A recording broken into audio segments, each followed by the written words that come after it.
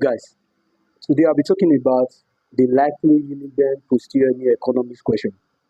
That is, economics question you may likely see in your Uniben Post-Utme exams that is coming up. Okay, let's start with question number 1. It said, when total utility is at maximum, marginal utility is dash. Okay, firstly, we need to know what is utility. Okay, you might be asked, what is utility? Utility is the amount of satisfaction an individual derives from consuming a given commodity. Or I can say utility is the amount of satisfaction, pleasure, need fulfillment, an individual, a consumer derives from consuming a given commodity. So we have what we call 3 basic concepts of utility, which is we have what we call the total utility, the average utility, and the marginal utility. So the question is, when total utility is at maximum, marginal utility is dash. When total utility is at maximum, means that total utility is at a saturation point, or total utility is at its peak. So when total utility is at maximum, marginal utility is 0. Or they may ask you, when marginal utility is 0, total utility is what? Maximum. Or this question now can be changed as this. When total utility begins to fall, marginal utility is what? Negative. You understand? So when total utility is at maximum point, it's at its saturation point, marginal utility is 0. So when total utility begins to fall or decrease, marginal utility move from 0 to what? Negative. So I told you guys that utility is the amount of satisfaction a consumer derives from consuming a given commodity, or utility can also be defined as the amount of satisfaction, need fulfillment, pleasure a consumer can derive from consuming what? A given what? Commodity. So the next question, question number 2. It says, the ranking of one's need in order of preference is dash. The ranking of one's need in order of preference is dash. The ranking of one's need in order of preference is called scale of preference. So, scale of preference is the ranking of one's need in order of preference, or I can change it. Scale of preference can also be defined as the ranking of one's need in order of priority, or the ranking of one's need in order of importance. So, the arrangement of needs in order of importance or priority is called scale of what? Preference. Scale of preference.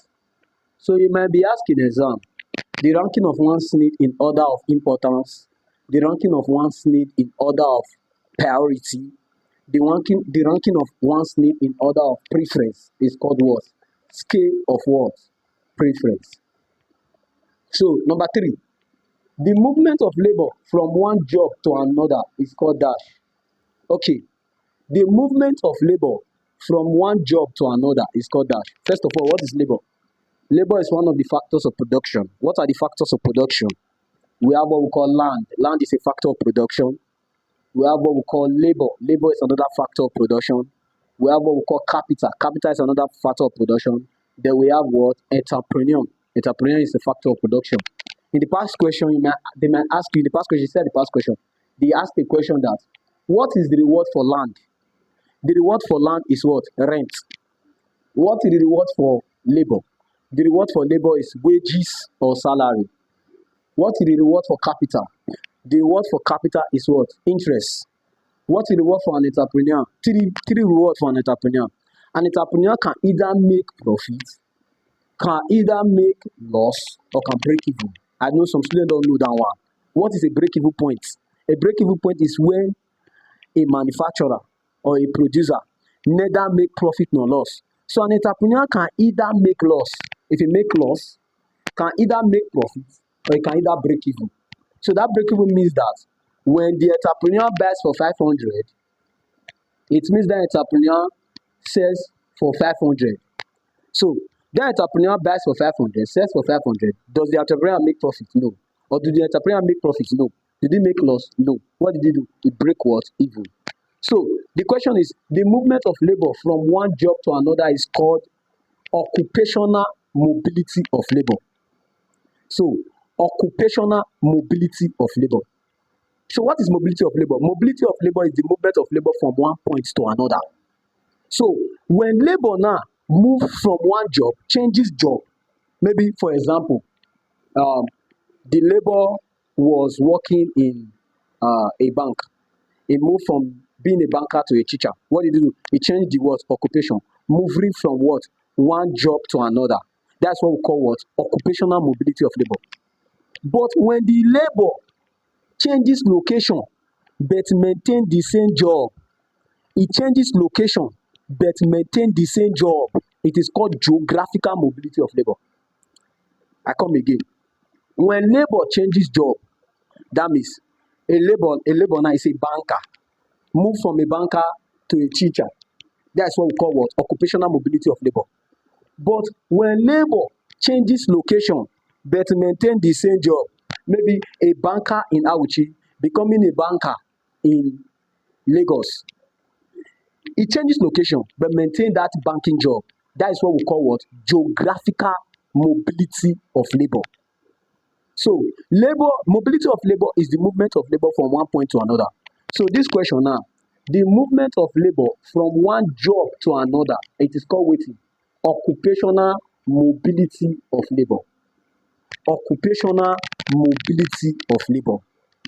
But geographical mobility of labor is when labor changes location but maintain the same job. We also have another one which is called vertical mobility of labor. Vertical mobility of labor. Vertical mobility of labor. Vertical mobility of labor. Okay, vertical mobility of labor. This is when labor moves from either a lower rank to a higher rank, or from a higher rank to a lower rank. A good example, a classroom teacher moving to the rank of a principal. That is a good example of vertical mobility of labor. Another example, a clerk officer becoming a bank manager. Another example of what? Vertical mobility of labor. A bank manager becoming a clerk officer. Vertical what? Mobility of labor. So when labor moves from either a higher rank to a lower rank, or from a lower rank to a higher rank, that is an example of what? A vertical what? Mobility of what? Labor. The other one is horizontal mobility of labor. Horizontal mobility of labor. Horizontal mobility of labor. This is when labor change job but maintain the same level of job. Example, a nurse moving from one hospital to another is an example of horizontal mobility of labor. She moved from one hospital to another, maintaining that same job as what? A nurse. Another example, a banker changing from one branch to another, maintaining the same level of grade as a banker. Is an example of what? Horizontal mobility of what? Labor. A classroom teacher moving from one school to another is an example of what? Horizontal what? Mobility of what? Labor. So I told you guys, vertical mobility of labor, when labor move from what? A lower rank to a higher rank, or from a higher rank to what? A lower rank. Horizontal mobility of labor, when labor changes job but maintain the same level of what? Job.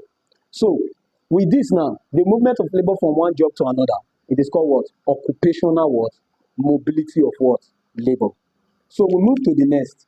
The next tells us that the demand for money to be able to meet unforeseen circumstances is called dash. The demand for money to be able to meet unforeseen circumstances is called precautionary demand for money. So, precautionary demand for money is the demand for money to meet unforeseen circumstances. Precautionary demand for money. Precautionary demand for money is the demand for money to meet unforeseen circumstances. So this is an exam question. So the demand for money to meet unforeseen circumstances is called what? Precautionary what? Demand for money. And another name for demand for money, take note of that, exam question. Another name for demand for money is called liquidity preference. You understand? So, another name for demand for money, they may ask you, what is another name for demand for money? Another name for demand for money is called what? Liquidity what? Preference. So, liquidity preference is another name for what? Demand for what? For money. And who postulated this theory, demand for money? Demand for money was postulated by John Maynard Keynes. Take note of that. Demand for money was postulated by John Maynard Keynes. So John Maynard Keynes told us that there are three motives to hold money. The first motive is precautionary demand for money or precautionary motive to hold money. The second motive is transactionary demand for money or transactionary motive to hold money. And the third motive is called speculative demand for money or speculative motive to hold what? Money. You understand? So the demand for money to meet unforeseen circumstances is called precautionary demand for money. The demand for money for day-to-day transaction is called transactionary demand for money. The demand for money so that money can be used for future term or for future purpose is called what? Speculative demand for what? Money. So the demand for money to buy bonds, shares that will rise in the future is called what? Speculative what? Demand for what? For money. So I told you, demand for money was postulated by who? John Maynard Keynes. So transactionary demand for money is the demand for money to meet day-to-day transactions for our day-to-day activities. That's what we call what? Transactionary what? Demand for money. But the demand for money for unforeseen circumstances like sickness is called what? Precautionary demand for money. You understand? So the next one is called a normal demand curve slope downward from dash to dash. A normal demand curve slope downward from dash to dash. A normal demand curve or curve slope downward from left to right. A normal demand curve slope downward from left to right. Look at it here. Left to right. So a normal demand curve slope downward from left to what? To right. A normal demand curve is downward sloping. Take note of that. A normal supply curve is upward sloping. So this downward sloping or downward slope of a demand curve tells us that the relationship between price and quantity is negative. Take note of that. The relationship between price and quantity is negative. So they might ask you in your exam, the relationship between price and quantity in demand is dash. Is what? Negative. So that is why a normal demand curve is negatively what? Sloped from left to what? To right. I come again. A normal demand curve sloped downward from left to right. The relationship between price and quantity demanded. Okay, let me put it. The relationship between price and quantity demanded is what? Is negative. Either you see negative, opposite, or indirect. Take note of that. Take note of that. Take note of that. So the next one, agricultural backward linkage effect means the establishment of what? Agricultural backward linkage effect means the establishment of subsidiary industry to feed the main industry. Take note of that. This question, Uniben like this question a lot, and it's their past question. Agricultural backward linkage effect means the establishment of subsidiary industry to feed the main industry. Okay. What is an industry? In case they ask you. An industry is the combination of numerous firms producing similar or related commodities, perhaps using the same factors of production. Take note of that. Industry. An industry is different from a firm. A firm is an independent administered unit that carry out productive activities. But an industry is the combination of numerous firms producing similar or related commodities, perhaps using the same what? Factors of what? Production. I told you the factors of production before. Land, labor, capital, entrepreneur. You understand? So the difference between industry and firm is that firm is an independent administered unit. And industry is the combination of numerous firms producing similar or related what? Commodities. So if you are asking exam, agricultural backward linkage effect means dash.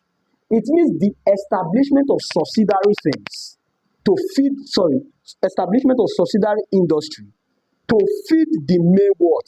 Industry. So we go to number 7. In market economy, the question of what, how, and for whom to produce are solved by dash. First of all, what is a market economy? What is a market economy? A market economy is also known as a capitalist economy. Take note of that. Another name for a market economy is called a capitalist economy. It's called a free market economy. It's called a deregulated economy. Take note of that.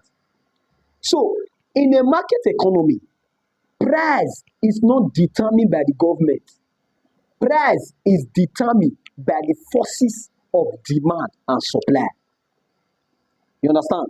So, in a market economy, price is not determined by the government. Price is determined by the forces of demand and what? Supply.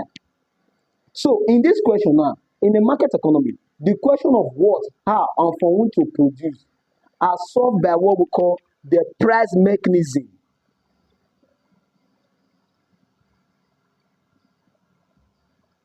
Price mechanism. So I told you guys that another name for market economy is called what? Capitalist economy. It's called what? Deregulated economy. It's also called a liberal economy. You understand? So in a market economy, in a capitalist economy, in a free market economy, price is determined by the forces of demand and supply. And that forces of demand and supply is also called what? Price mechanism. You understand? Or the interaction of demand and supply, or market force. So if you are asking an exam, what determines price in a market economy? What determines price in a capitalist economy? You will see government there. You will see market force there. If you choose government, you are wrong. So the answer is what? Market what? Force. Market what? Force. Okay. Next question. It says, the branch of economics that deals with the study of the smaller unit or components in economics is known as dash. There are two major branches of economics. The first is called the microeconomics, while the second is known as what? The macroeconomics. So, the microeconomics is that branch of economics that deals with the study of the smaller units or components in economics. So, the microeconomics is that branch of economics that deals with the study of the smaller units or components in economics. So the answer to this question is known as what? Micro what? Economies. So what is now macroeconomics? Macroeconomics is that branch of economics that deals with the study of the broad components, or that deals with the study of the larger components of economics, aggregate components of economics. So they may ask you in your exam if they don't ask this question. The branch of economics that deal with the study of the aggregate components in economics is known as what? Macro what? Economics.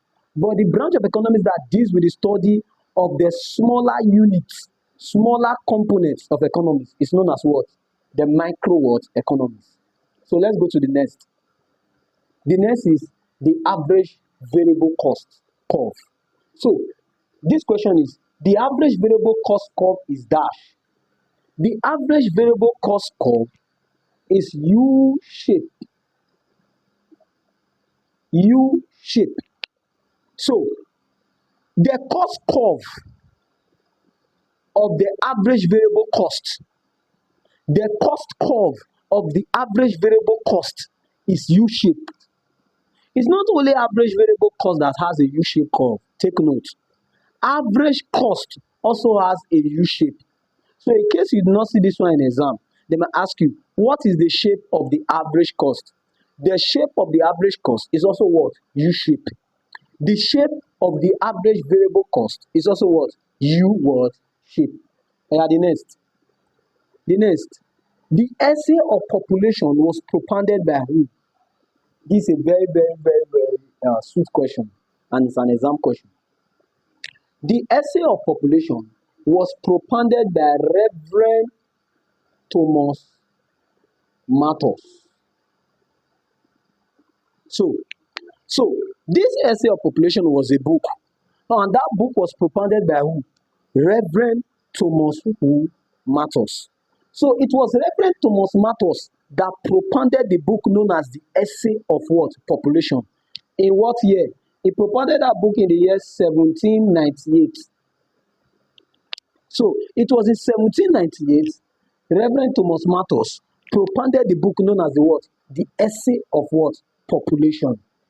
So what did Reverend Thomas Mathers, or what was Reverend Thomas Mathers' opinion in terms of population?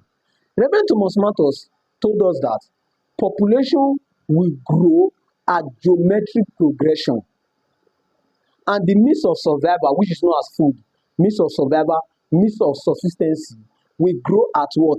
Arithmetic what? Progression. So they may ask you, what was the view of Reverend Thomas Mathers in his book known as the essay of population? So his opinion was that population will grow at what? Geometric what? Progression. Means of survival will grow at what? Arithmetic what? Progression.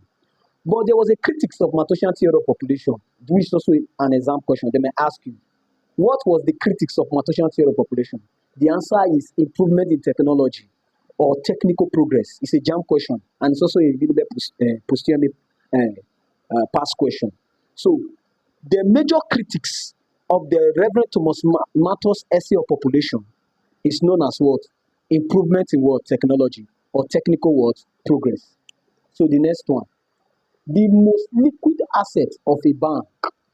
The most liquid asset of a bank is cash. So cash is the most liquid asset of what? A bank. So the next one. The ease and speed with which an asset is converted into cash is known as liquidity. Please take note of this. Take note of this. Take note of this. So liquidity is the ease and speed with which an asset is converted into what? Cash. You may see this question in your exam. The ease and speed with which an asset is converted into cash is known as what? Liquidity. Or liquidity is the ease and speed with which an asset is converted into what? Cash. So the next, absolute cost advantage was propounded by who? The absolute cost advantage was propounded by Adam Smith. So Adam Smith, who was regarded as the father of economics, also propounded the absolute cost what? Advantage. Adam Smith was the first economist to separate economics as a field of study. Adam Smith also wrote the book known as The Wealth of Nations, in case you are asked in the exam. So it was Adam Smith that propounded the absolute cost advantage. So the next, comparative cost advantage was propounded by who? Comparative cost advantage was not propounded by Adam Smith. It was propounded by David Ricardo. So it was David Ricardo that propounded the comparative cost advantage. Please take note of these two. Take note of these two. Don't interchange them. The absolute cost advantage was propounded by Adam Smith. The comparative cost advantage was propounded by David Ricardo. So you may see one of them in your exam. Who propounded the theory known as the comparative cost advantage? So the answer is who? David Ricardo. Who propounded the theory known as the absolute cost advantage? The answer is who? Adam Smith. Next one. A good example of a free good.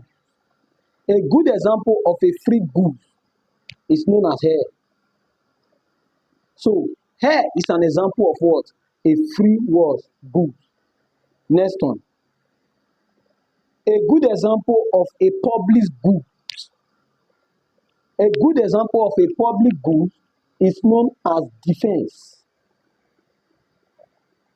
So you might see one of them in your exam.